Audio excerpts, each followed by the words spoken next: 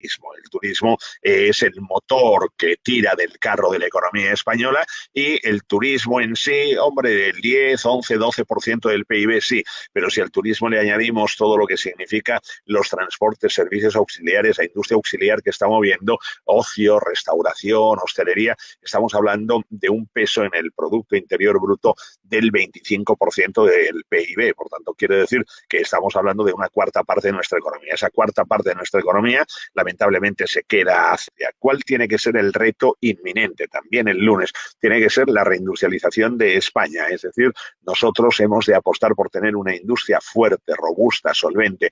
Una industria que en definitiva tendría que ser una relocalización industrial.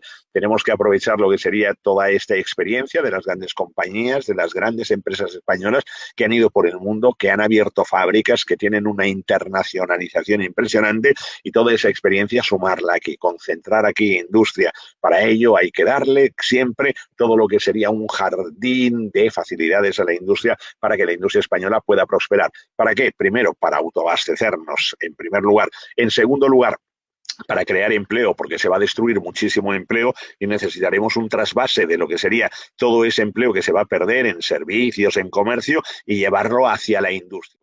Ahí hay que ceder terrenos, hay que dar todo tipo de facilidades y, sobre todo, en torno a lo que son las universidades que están extendidas por toda España, en la España interior y en la España periférica, crear que las universidades sean ejes vertebradores de lo que sería la creación de estos polos de desarrollo, dando todo tipo de ventajas fiscales. Ahora no se trata de recaudar, ahora de lo que se trata fundamentalmente es de poder mantener la resistencia del tejido productivo de la economía productiva. ¿Cuál es el problema que tenemos ahora? Que ahora nosotros tenemos un estigma. ¿Ese estigma cuál es? Un estigma que yo desde el año 2010 vengo alertando, vengo clamando como una voz en el desierto que nadie me ha hecho puñetero caso.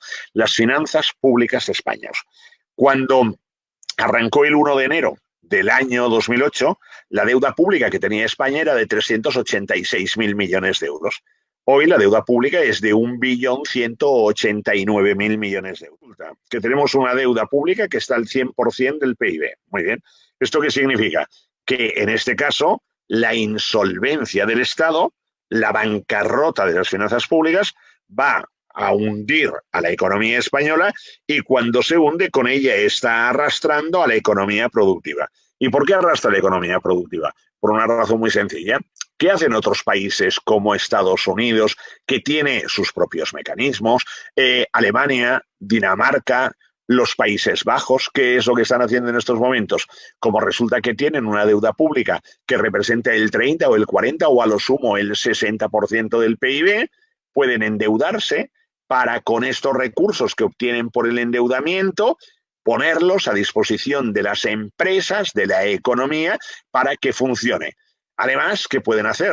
Como a lo largo de todos estos años estos países han ido cerrando con superávit presupuestario, a diferencia de lo que ha ocurrido en España, del déficit, ¿qué es lo que pueden hacer? Pues en estos momentos están en condiciones de poder perder 1 año, 2 años o 3 años, pero a cambio de esto, ¿qué hacer? Ayudar a la economía productiva y a que las empresas no se mueran en estos momentos. ¿Qué es lo que hace España? Nada de esto. ¿Cuál ha sido la gran solución del gobierno? La solución del gobierno ha sido una tomadura de pelo. Una tomadura de pelo al decirnos que se iban a movilizar 200.000 millones de euros de recursos.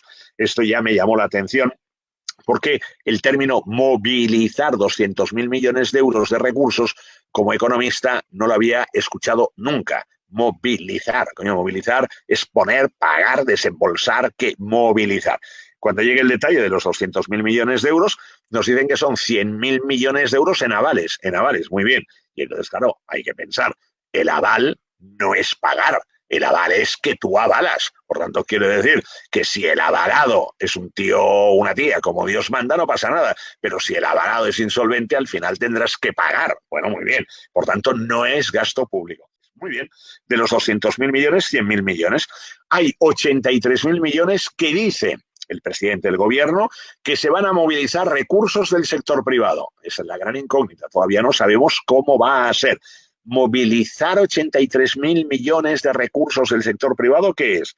Incautar, nacionalizar, requisar empresas, hacer pagar más impuestos, crear una tasa COVID para que todo el mundo la pague en un momento en el que la economía esté en una situación deplorable.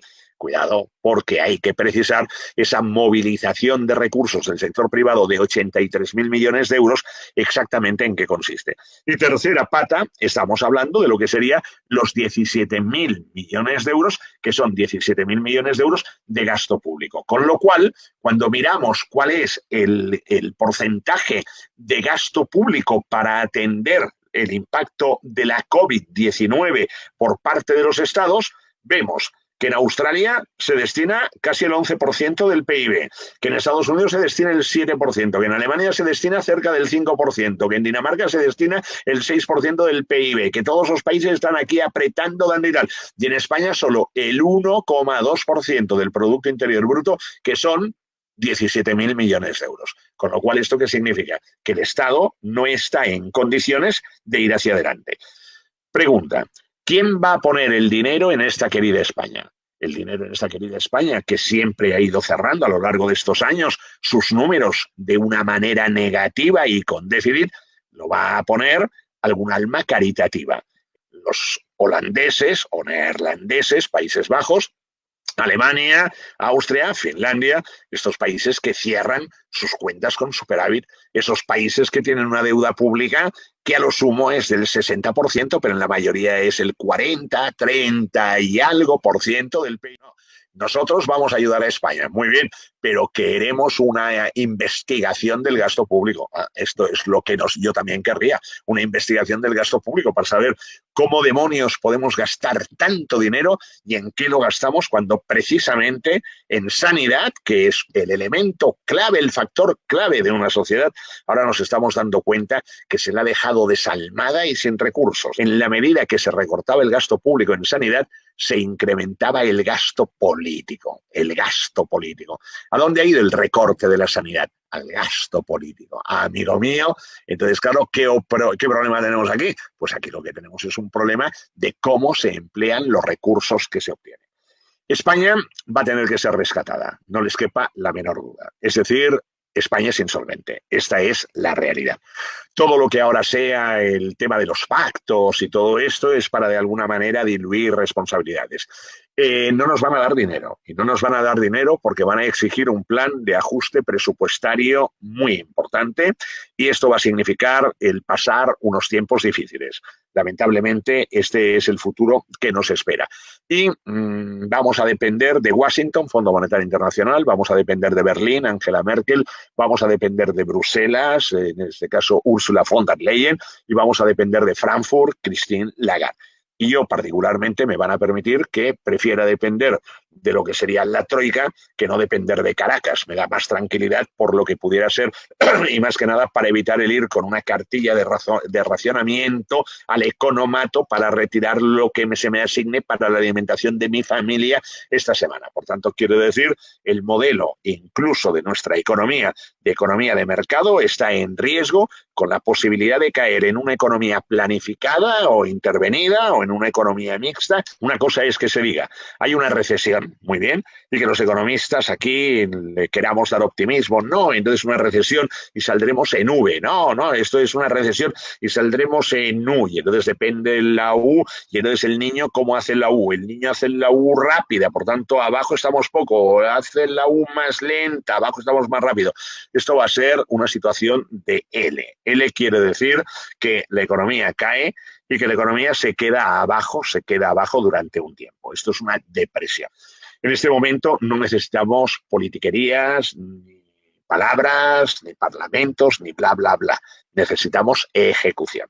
Necesitamos que la economía española la lleve gente que sepa, es decir, profesionales que sepan. Cuando digo profesionales que sepan, empresarios que sepan. En definitiva, los que saben levantar un país, que han levantado sus empresas, que serán grandes, medianos, pequeños, todos.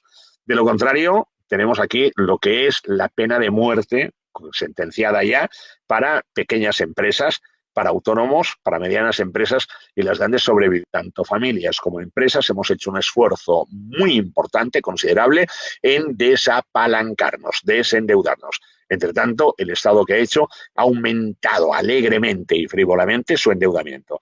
Si tuviéramos un Estado que estuviera normalmente endeudado, ese Estado podría endeudarse, ese Estado tendría capacidad para endeudarse y para obtener recursos con los que ayudar al sector privado y a la economía productiva, pero como no se han hecho los deberes ni los unos ni los otros ni nada, no miro colores políticos, estoy hablando simplemente de lo mal que se ha gestionado España. No estoy hablando de nadie en concreto, sino el conjunto de España se ha gestionado fatalmente mal. Ahora nos encontramos con lo que sería este abismo. Ahora hemos de salir de aquí y para salir de aquí hay que establecer un eje de reconstrucción económica que tiene que pasar por lo que sería el sector sanitario, darle todos los recursos del mundo, mientras que nuestra sanidad no esté bien armada, bien pertrechada, bien escudada, no va a proteger a la economía, por tanto me interesa la sanidad. Segundo lugar, el sector industrial, reindustrialización urgentísima ya, pensando en la nueva industria, no en aquella industria que hemos tenido hasta ahora, sino en la nueva industria, yendo a buscar a los inversores, yendo a buscar a empresas que se quieran instalar aquí,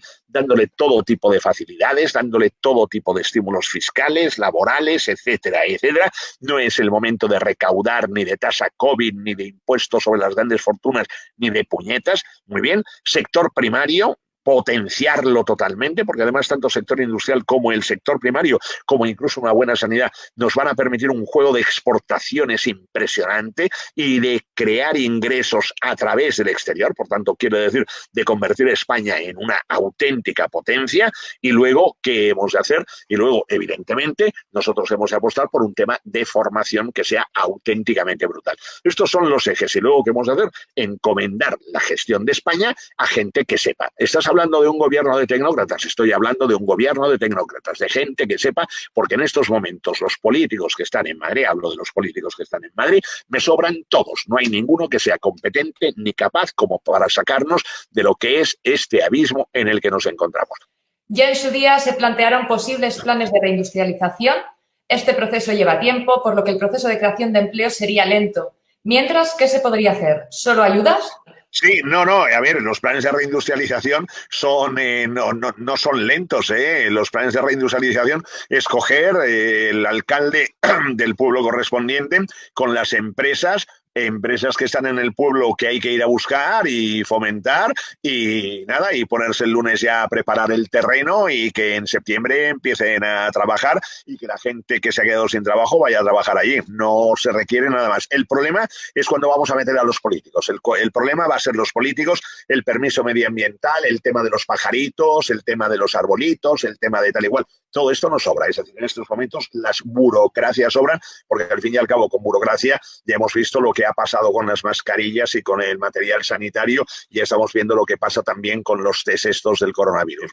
Y entonces los alcaldes, que este es el político que a mí me interesa, el político de proximidad, con las empresas que pongan en marcha y el lunes que hay terrenos ahí que no sirven para nada o baldíos y hacer un polo de desarrollo que en el mes de septiembre ya esté funcionando. Además, la construcción se puede hacer en el plazo de 2 meses o 3 meses perfectamente con la metodología industrial que hay ahora de fabricación de edificios. Por tanto, quiero decir que aquí si no se hace es porque no les da la real gana. Por tanto, nada de permisos ni nada aquí y tal igual. Es lo mismo que el ERTE, tanta gente en el ERTE y resulta que no les están pagando el ERTE. Por tanto, nada, aquí fuera los políticos que se vayan y aquí vamos a dejar que la sociedad civil coja las riendas del país.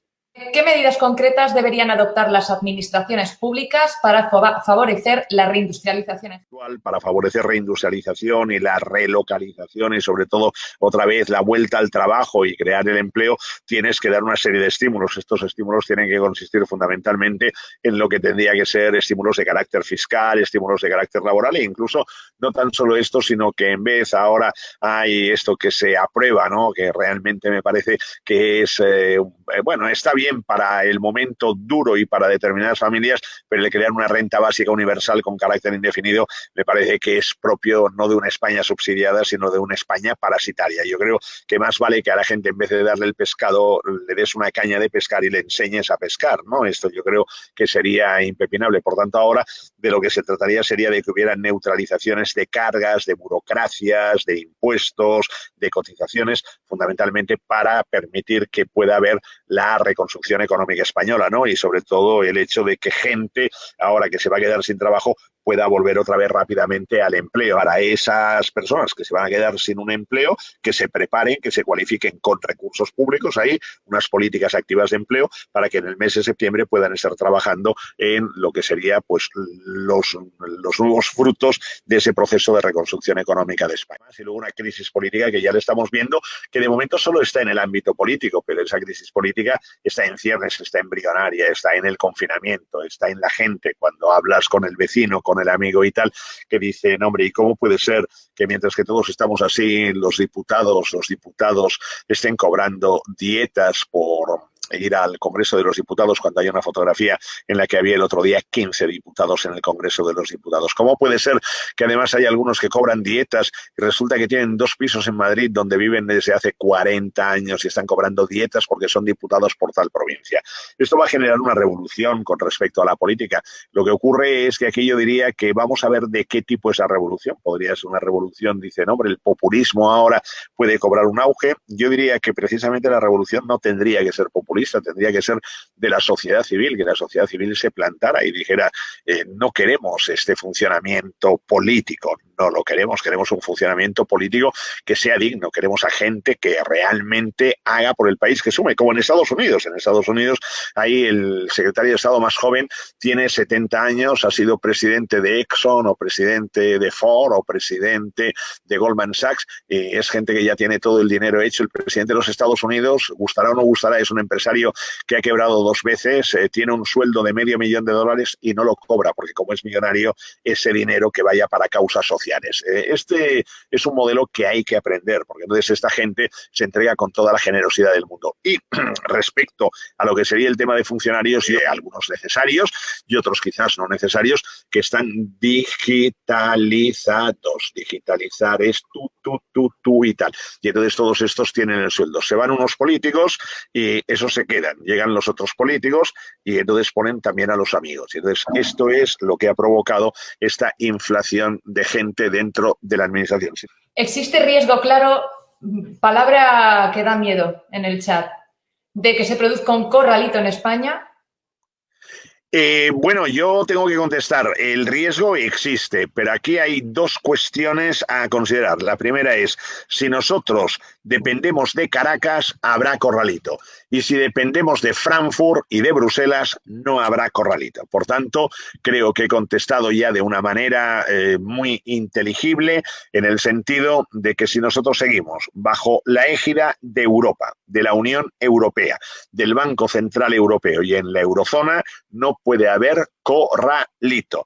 Pero si nosotros en algún momento alguien dice, como estos del norte no nos hacen caso, hacemos el Spexit, es decir, España sale de la Unión. Ojo, ojo, que esto sería el fin de este país, porque hay que recordar aquella peseta que entró en el euro, que eran 166,386 pesetas un euro, y al día de hoy, si nosotros saliéramos, la paridad o la equivalencia con el euro sería de 1.500 pesetas un euro. Por tanto, quiero decir, el empobrecimiento sería brutal, no podríamos pagar la deuda, el país se iría a hacer puñetas. Por tanto, ¿qué quiere decir? Yo quiero estar bajo la tutela, la égida y la santa protección de Christine Lagarde, Banco Central Europeo, de Angela Merkel, que es la que manda en Europa, de Ursula von der Leyen, que es la presidenta de la Comisión Europea, y que la troika me controle, porque Caracas no me gusta.